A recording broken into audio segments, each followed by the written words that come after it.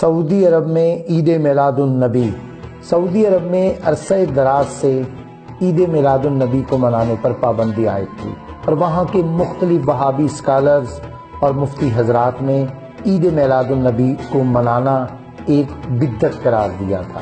میلاد النبی کو بدعت سعودی عرب کے نامور وہابی علماء دین نے قرار دیا تھا، جن میں سابق سعودی مفتی اعظم عبدالعزیز بن باز اور موجودہ مفتی اعظم عبدالعزیز آل الشیخ شامل ہیں۔ مگر اچانک سب کچھ تبدیل ہو گیا۔ کل تک سعودی عرب میں بسنے والے ملکی و غیر ملکی افراد کو عید میلاد النبی نہیں منانے دیا جاتا تھا اور ملک میں عید میلاد مبارک کے موقع پر چھٹی بھی نہیں دی جاتی تھی۔ اب اچانک سے سعودی عرب میں سال رواں سے عید میلاد النبی کے موقع پر ایک روزہ چھٹی کا اعلان کر دیا گیا ہے۔ سعودی عرب کے طول و عرض میں ماہ نومبر کی 30 تاریخ کو بروز جمعرات تعطیل ہوگی، جس کے بعد جمعہ اور ہفتے کے روز بھی عام تعطیل ہوگی، جو سعودی عرب میں ہر ہفتے ہوتی ہے۔ حیران کن بات یہ ہے کہ سعودی عرب میں سخت گیری کے حوالے سے مشہور وہابی علماء دین اور مذہبی اسکالرز نے عید میلاد النبی کے موقع پر عام تعطیل کی مخالفت نہیں کی، گویا سبھی کو سانپ سونگھ گیا ہے۔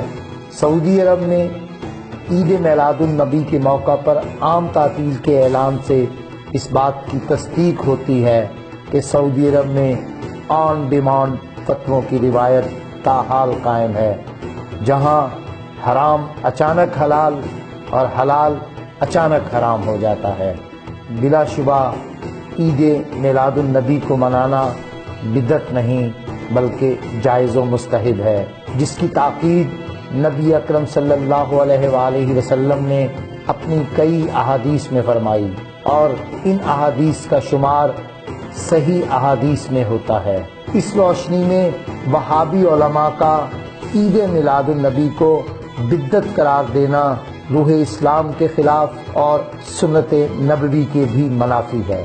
سعودی عرب میں عید میلاد النبی کے روز چھٹی اس بات کا واضح ثبوت ہے کہ عید میلاد پر عائد پابندی ختم ہو گئی ہے، اور وہابیت کے نزدیک جسے وہ کل بدعت کہتے تھے، اب یہ بدعت جائز ہو گئی ہے۔ آپ کیا کہتے ہیں؟ مر گئے؟ آپ کیا کہتے ہیں؟ مر گئے؟ آپ مر گئے، بات ہم ختم کرو، ہمیں کیا کہتے ہو؟ اپنا کام کرو، آپ اپنا کام کرو۔ مر گئے آپ، وہ کیوں مرے؟ وہ زندہ ہے بندہ، میری جسم عالم سے چھپ جانے والے، تیری کیا اوقات ہے؟ باتیں کر رہا ہے، یہاں بیٹھ کے فتوے لگا رہا ہے۔ اللہ کا کلام نہیں آیا۔ بات خوشی کی تو ہے، البتہ اس میں ایک افسوس کا پہلو بھی ہے، اور وہ یہ کہ وہابیت نے کس بنیاد پر عید میلاد النبی کو بدعت قرار دیا تھا، اور کیوں اتنے عرصے اہل نجد و حجاز کو اس خوشی منانے سے محروم رکھا۔